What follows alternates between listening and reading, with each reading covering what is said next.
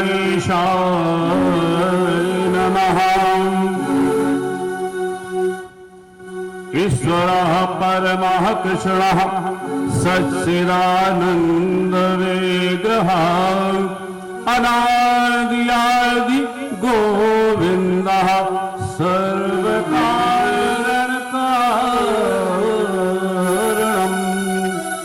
हे कृष्ण करुणा सिन्धो दीनबन्धो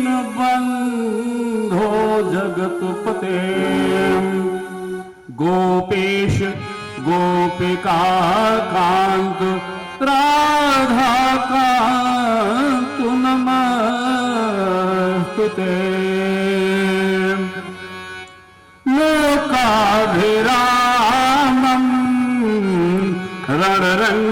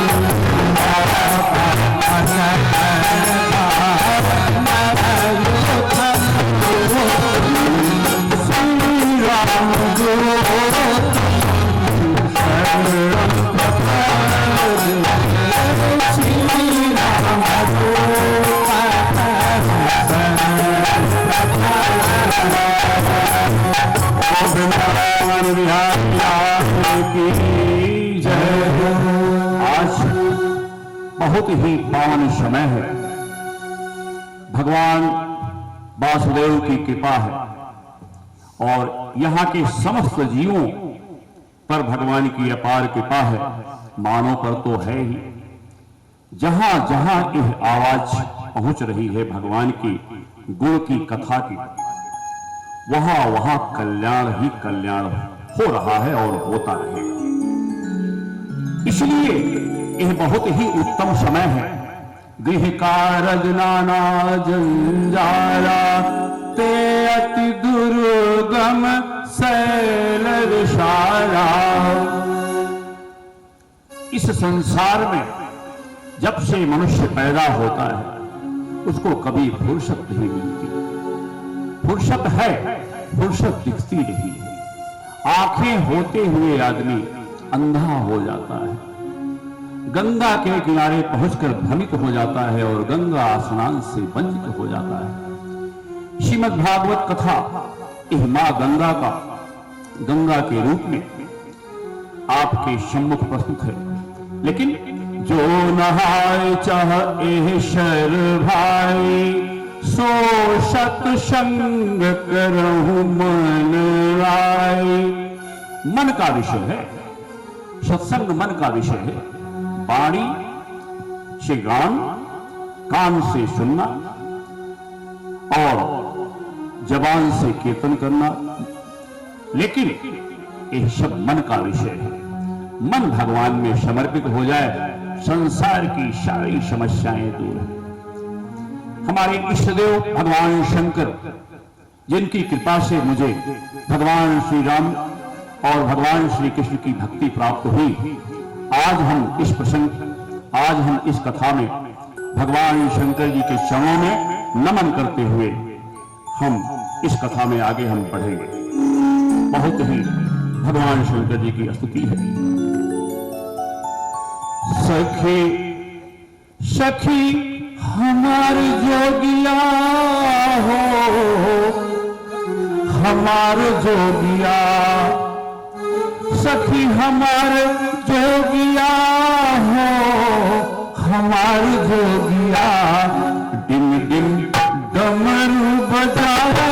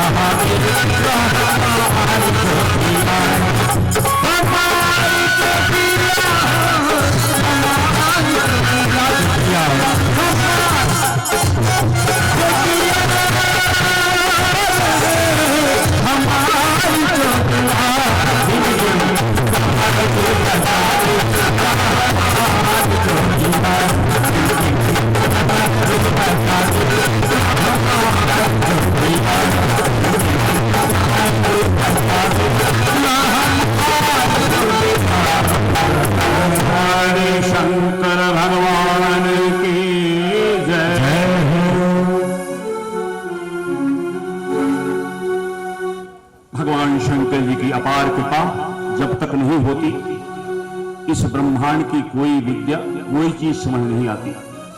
भगवान शंकर हम सबके प्राणनाथ हैं, वो भगवान श्री राम और भगवान श्री कृष्ण के स्वरूप हैं और बिना उनकी कृपा के कुछ भी समझ में नहीं आ सकता। बिना उनकी कृपा के कोई सद्गुरु नहीं मिल सकता, क्योंकि हमारे नेत्रों में, हमारी आंखों में, हमारे मन में सारी प्रकृति बसी हुई है।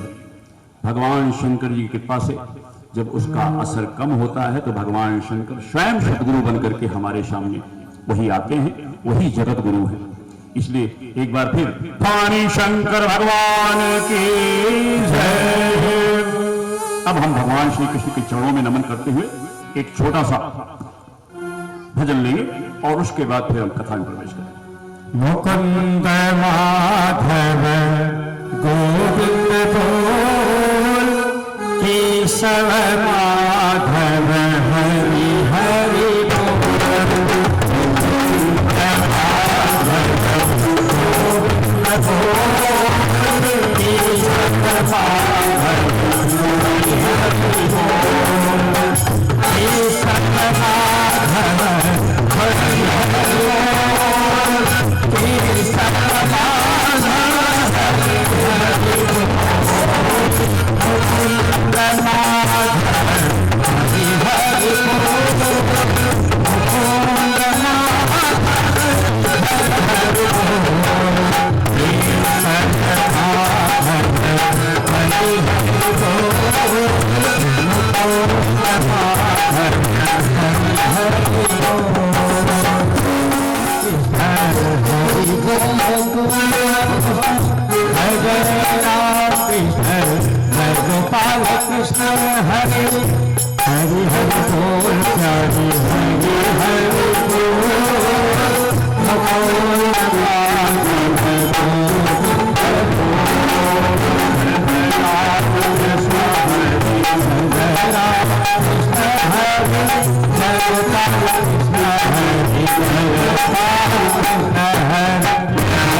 कृष्ण हरे जय गोपाल कृष्ण हरे। हरि हरि बोल,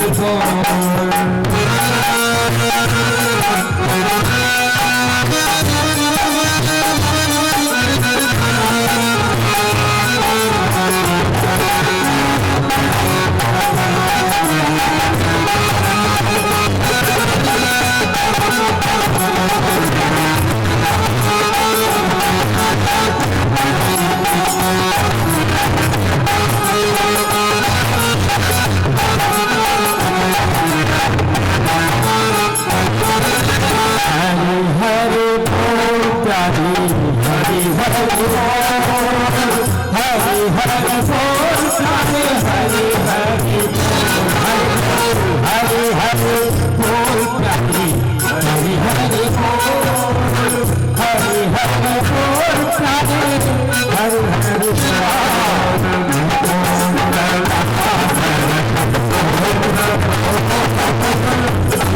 माधव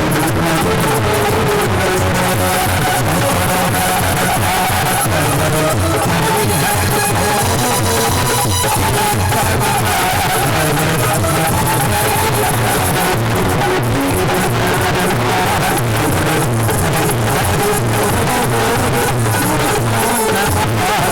बोल। आज कथा में प्रवेश करने के पूर्व एक बात बता देना चाहता हूं, जो लोगों का प्रश्न भी होता है, संत महात्माओं के विचार भी होते।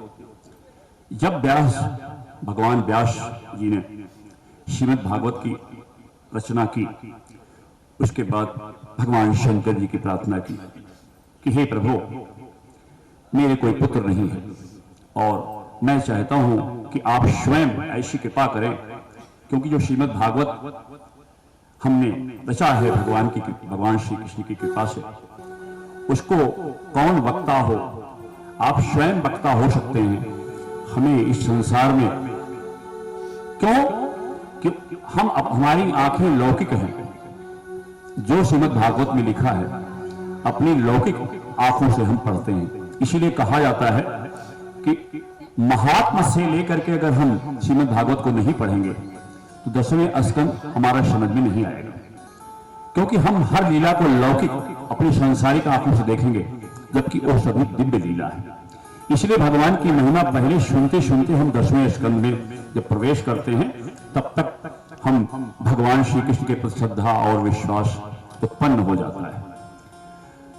व्यास जी की प्रार्थना सुन करके भगवान शंकर ने निर्णय लिया कि मैं स्वयं इनके यहां अवतार लूंगा। परिणामता अमर कथा सुना रहे थे मां पार्वती जी को अमर गुफा में बैठ करके वहां पे कथा सुना रहे थे और माता से कहा कि मैं साधना करूंगा और फिर ध्यान में समाधि में एक कथा सुनाऊंगा। ये बहुत दिव्य कथा है। उसके पहले उन्होंने जितने जीव थे उस क्षेत्र के सबको भगा दिया, क्योंकि ये बहुत दुर्लभ है कथा। आज भगवान शंकर जी के पास हम सब यहां पे उपलब्ध हैं। उसके बाद भगवान शंकर जी ने कथा प्रारंभ किया और बोला मां से कि आप हाँ हाँ करते रहना, क्योंकि मुझे कुछ ध्यान नहीं रहेगा जब मैं समाधि में रहूंगा। ये समाधि की कथा है, ये कथा स्वयं प्रकट हुई है। ये किसी व्यक्ति का मन, किसी व्यक्ति के मन या मन नहीं है। ये हमें बहुत ध्यान देना है कि ये अमर कथा है। भगवान शिव जब देखा कि हाँ हाँ हो रहा है और ध्यान गया कि माता सो गई है और माता से कहा था कि सोना मत किसी हाल में, इसलिए उन्होंने कहा था कि हुंकारी भरते रहना। माता सो गई और देखा कि कोई हाँ हाँ कौन कर रहा है, तो पता चला जो वहां अंडा था, सब पक्षी भाग गए लेकिन एक अंडा था। भगवत कृपा से वो अंडा से बच्चा हो गया। जय जय सीताराम। उस अंडे से बच्चा हो गया, वही बच्चा हुंकारी भर रहा था। देखिए यह दैविक चीज है। भगवान स्वयं सुख बन गए, सुग्गी का बच्चा बन गए। भगवान की लीला है। भगवान ने अपना क्रोध की लीला की और त्रिशूल सिकंदर जीत करके लौट रहा था और एक संत मिले। तब उनसे कहा कि महाराज आप हमको आशीर्वाद दीजिए। तो उन्होंने कहा एक काम करिए, आप यहां से अपनी छाया हटा लो। संतों के लिए राजा कुछ नहीं है, वो अनंत ब्रह्मांड नायक के पुत्र हैं, जिन्होंने सबको बनाया है और एक क्षण में विनाश भी कर देते हैं। तो संतों को, भगवत भक्तों को ठीक है आदर सत्कार संस्कार जो हमारे नियम बने हैं, लेकिन उनको किसी पद से आप तौलते हैं तो यह गलत है। अब देखिए उस शो में क्या हुआ, माता बहुत व्यस्त हैं, सारे अतिथि आप समझ सकते हैं कि पूरे ब्रज के वो अध्यक्ष थे, सारे लोग उनके यहां आ रहे हैं और बाल कृष्ण सो रहे हैं। तो माता ने सोचा कि घर में बड़ी भीड़ है और छकड़ा है, छकड़े के नीचे छाया है, वहां सुला देती हूं। आंगन में छकड़ा था, माता ने सुला दिया। भगवान की लीला है, वो कल्याण करते हैं, हर कर्म में कल्याण करते हैं। ऋषियों महर्षियों ने किसी कारण से श्राप दिया है और साथ में यह भी कह दिया है कि भगवान का जब चरण स्पर्श होगा, भगवान वासुदेव का, भगवान श्री कृष्ण का, तब आपका कल्याण होगा। क्यों? जब श्राप देते हैं उनके आगे जिक्र आएगा। जितने भी मदान्ध हुए हैं उनको शाप का मतलब क्या होता है कि तुम धन पाकर के मदान्ध हो गए हो, तब तुम प्रजा का नुकसान करोगे, लोगों का नुकसान करोगे, परिणामता तुमको असुर योनि में जाना बेहतर है, मलेच्छ बन जाओ, यवन बन जाओ। तो सभी जान जाएंगे कि ये फलाना नाम है, ये तो है ही मलेच्छ, इससे दूर रहेंगे। लेकिन तुम देवताओं की सभा में रह करके, देवताओं के कुल में पैदा होकर के इस देवकुल को कलंकित कर रहे हो। परिणामता ऐसे लोगों को संत महात्मा, जो ऋषि हैं, संत नहीं कह सकते, संत तो सबके हृदय होते हैं, उनको श्राप देने का अक्सर प्रसंग आया है। शकटासुर बिना शरीर के है, क्योंकि वो बहुत ही दुष्ट था और उसी छकड़े पे बैठा हुआ है अपने कल्याण के लिए। भगवान नीचे लेटे हुए हैं और रोने लग गए और उनकी आवाज उस भीड़ में कोई सुन नहीं पाया। परिणामता भगवान तो कल्याण करना था शकटासुर का, और शकटासुर जो हिरण्याक्ष का पुत्र था, एक समय जैसे हिरण्याक्ष घमंडी था वैसे उसका पुत्र उत्कच नाम था, वो भी बड़ा घमंडी था। लोमश मुनि के आश्रम में गया, सारे पेड़ पौधे सब अपने पैरों से कचड़ के विनाश कर दिया।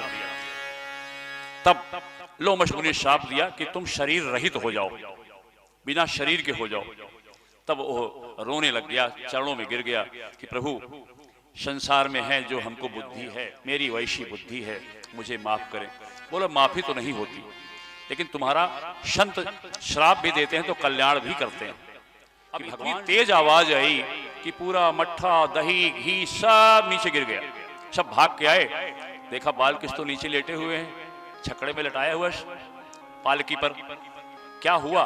तो कुछ बच्चों ने देखा था। बच्चों ने कहा इनके लात लगने से ये हुआ है। लोगों ने विश्वास नहीं किया। बोला छोट के लड़का है कि गोड़ों ठीक से ना चल पाए, कैसे उन्होंने पैर से मार दिया। इस प्रकार भगवान ने यह दूसरी लीला की, शकटासुर का उद्धार किया।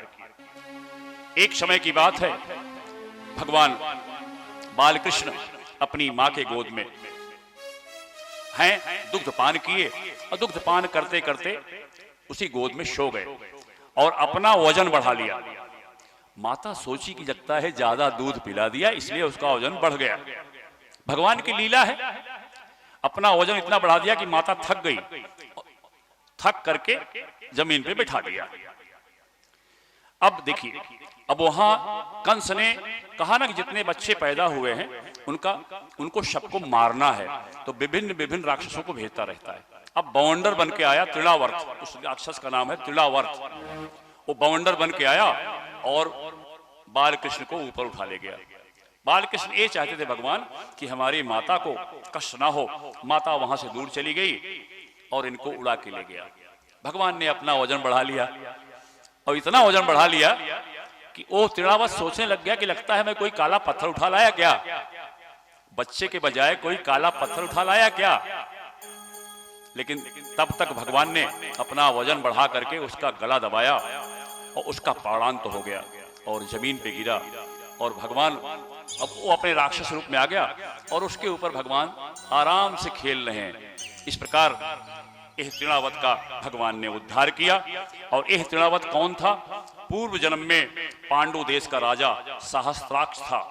नर्मदा नदी में मदिरा पान करके रानियों के साथ विहार कर रहा था। परिणामतः दुर्वासा जी वहां से गुजरे और अपने अहंकार में संत महात्माओं को अक्सर लोग सोचते हैं भिखमंगा। यह गलती उसने की। अगर आपके यहाँ कोई संत महात्मा, कोई भिक्षुक आ रहा है तो आपके कल्याण के लिए आ रहा है, आप धन्य हैं। अगर कुत्ता भी आपके दरवाजे पे आ रहा है तो आप धन्य हैं। आपको एक अवसर भगवान इस रूप में आकर के आपको दे रहे हैं। कितनी बार कितने संतों के, तुकाराम के सामने भगवान कुत्ते के अंदर प्रकट हो गए। ऐसे एक नहीं बहुत उदाहरण है। भगवान ने बारह अवतार लिया तो शुअर है। ये भगवान दिखाने का प्रयास किए हैं किसी भी जीव से नफरत मत करो। ना जाने कहीं भेष में भगवान आपके सामने आ रहे हैं, इसलिए सबका सत्कार करें, सत्कार करने का प्रयास करें। किसी को अगर न सत्कार हो सके तो अवहेलना ना करें, तिरस्कार ना करें। यह संदेश मिल रहा है। उन्होंने ऐसा किया। परिणामतः दुर्वासा जी तो वरदान और श्राप के माहिर हैं। उन्हें श्राप दे दिया कि तू दैत्य बन जा। अब वो रोने लग गया और उनके चरणों में गिर करके माफी मांगने लग गया। तो बोला ठीक है, 1,00,000 वर्ष बाद भगवान श्री कृष्ण द्वापर में अवतार लेंगे, तब तुम्हारा कल्याण होगा। इस प्रकार से भगवान श्री कृष्ण ने तृणावर्त के रूप में आया हुआ असुर का कल्याण किया। ये सारे जितने देवासुर संग्राम के जितने दैत्य थे, ये सब अभी राजा बन गए हैं। चाहे वो जरासंध हो, चाहे शिशुपाल हो, विभिन्न विभिन्न रूपों में इस सारे उस समय के राजा सारे दैत्य हैं। और जो मथुरा में हैं और जो वृंदावन में हैं, गोकुल में हैं, ये सब देव रूप में। क्योंकि ब्रह्मा जी ने कहा था कि आप लोग भगवान की सेवा विभिन्न रूपों में करो।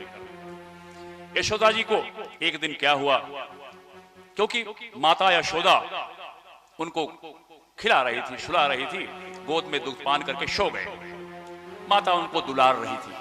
तब तक भगवान ने अपना मुंह खोला, जमुआई लिया, जमुआई। उसमें क्या हुआ, उनको सारे लोगों का दर्शन। ऐसे मुंह खोला, सावेक्ष विश्वम सहसा राजन संजातो वे पथु शमील मृगशावा अच्छी नेत्रे आसीत सुविस्मिता। उनके मुंह में आकाश, अंतरिक्ष, सूर्य, चंद्रमा, समुद्र, तारे, नदियां, पहाड़ और चराचर प्राणी देखे, वह कांप उठी। उन्होंने उसके अंदर अपनी नगरी भी देखा, गोकुल को भी देखा और अपने आप को भी देखा कि इनके मुंह में ये सब क्या हो रहा है। फिर सोची, भगवान ने अपनी माया फेर ली कि कहूँ ऐसा नोहे माई हमारा पूजे ला गए। भगवान ने अपनी माया से उनको बोध कराया। बोली, हम लागत है बुढ़ाए गए ही, ऐसे ऐसे होता है, बुढ़ापे की संतान हो गया है तो हमका इसे दिखाता है। तो भगवान अब माता को विभिन्न रूपों से अपने दर्शन कराते हैं, लेकिन साथ साथ इस माता का प्रेम पाने के लिए, नहीं तो माता का दुलार खत्म हो जाएगा, अपनी बाल लीला करते रहते हैं और माता को एहसास कराते रहते हैं कि जो वरदान आपने मांगा था उसका स्वरूप मैं आपको दिखाता रहूंगा। अब देखिए, भगवान का नामकरण का समय आ गया। अब देखिए, नामकरण का समय आया, लेकिन उनके जो गुरु हैं, नंद जी के पुरोहित जो हैं, वो शांडिल्य मुनि हैं। लेकिन उसके पहले वसुदेव जी ने, और जो कंस के या जो वसुदेव जी के पुरोहित हैं, गुरु हैं, वो हैं गर्गाचार्य जी। अब उनको लगा, वासुदेव जी को प्रेम उबड़ा कि बच्चे को बताना भी नहीं कि मेरा लड़का नंद जी के यहाँ पल रहा है। तो गर्गाचार्य बड़े उत्तम कोटि के संत हैं, महर्षि हैं, उनसे निवेदन किया कि आप चुपचाप नंद जी के यहाँ जाइए और नामकरण करिए और स्वयं भगवान का दर्शन करके आइए। दर्शन की लालसा से गर्गाचार्य जी पहुंचे और यहाँ माता यशोदा ने सोचा कि बुढ़वा तो ठीक है, आवा है, एक परीक्षा ली जाए कि सही है गलत। तो उन्होंने क्या किया, रोहिणी, तो रोहिणी देवी हैं बलराम जी की माँ, उनकी गोद में भगवान श्री कृष्ण को दे दिया और बलराम जी को स्वयं लेकर के। तो अब यह हुआ कि गर्गाचार्य जी कहे, भाई ये नामदान तो आप अपने पुरोहित से कराइए। बोले, नहीं, अब आप आ गए हैं, शुभ समय है, आपका दर्शन हो गया है, तो आप ही नामदान कर दीजिए। बोले, अगर मैं नामदान करूंगा और कंस को पता चल गया तो वो जान जाएगा कि जो उनका वध करने वाला बच्चा है वो यही है। बोले, ठीक है, एक काम करते हैं, किसी को बताएंगे नहीं, चुपचाप गौशाला में चलते हैं और गौशाला में हम इनका नामदान कर देते हैं। गौशाला में गए, चुपचाप उनका नामदान हुआ। जैसे ही गर्गाचार्य जी भगवान श्री कृष्ण का दर्शन किए, वो मुग्ध हो गए, समाधि में चले गए। तो यशोदा जी सोची कि ऐसा होए बुढ़ौना खत्म होगी का है, ये तो नामकरण करे आवा है, लागत है कुछ गड़बड़ हुई का। उसके बाद समाधि से वापस आए। भगवान श्री कृष्ण को दर्शन करके आदमी जो भी होगा वो समाधि में चला जाता है, इतना आकर्षण है। और वो दूर नहीं है, कण कण वासी, हरि व्यापक सर्वत्र समाना, प्रेम ते प्रकट हो ही मैं जाना, देश काल दिस विधि सहु माही, कहूं सो कहा जहां प्रभु नाही। भगवान तो प्रेम के भूखे हैं, जब चाहें आपके सामने प्रकट हो सकते हैं, उनको अपना बनाओ। परिणामता बोले, रोहिणी की जो गोद में है, पहले तो बोले कि यशोदा के गोद में जो है ये बड़ा बच्चा जो है ये रोहिणी जी का बच्चा है और इसका ये बहुत ही ताकतवर होगा। वैसे इसका नाम राम से बनता है, लेकिन ये बहुत बलिष्ठ होगा, तो इसका नाम उन्होंने रखा बलराम। और बोला, रोहिणी जी के जो गोद में है ये यशोदा जी का पुत्र है और इसका नाम श्री कृष्ण होगा। वैसे इनके नाम बहुत होंगे, लेकिन श्री कृष्ण का नाम होगा। और यह भगवान स्वयं श्री हरि नारायण जो भी नाम लिया जाए, ये स्वयं आपका भाग्य है कि आपके यहाँ इन्होंने प्रकट हुए। तो इसलिए इशारा करके और फिर इशारे इशारे में बता दिए और दर्शन किए। इस प्रकार वहां से भगवान श्री कृष्ण का नामदान हुआ। और पूछा कि तो मजाक किए कि काव करे, कहें चोरन का सरदार होए चोर। फिर उन्होंने इशारा किया कि सबके मन को चुराने वाला है आपका एक कृष्ण। अब बाबा को विदा किया उनको सारी सेवा पूजन करके भोजन करा करके विदा किया। तो माता ने कहा कि कृष्ण तो कहा हमरे ना आया उत्महे से, तो ये कहा हम कनुआ कहब, और बलराम जी को बोले बलुआ, ये हमका अच्छा लगे। बोलो कृष्ण भगवान की जय, बलराम जी की जय। और अभी हम एक छोटा सा भजन लेंगे, उसके बाद हम दोबारा अगले प्रसंग में प्रवेश करेंगे। हमारे साथ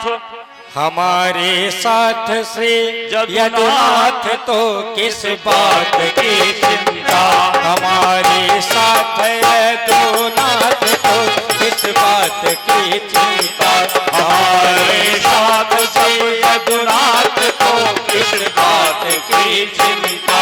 चरण में रख दिया तब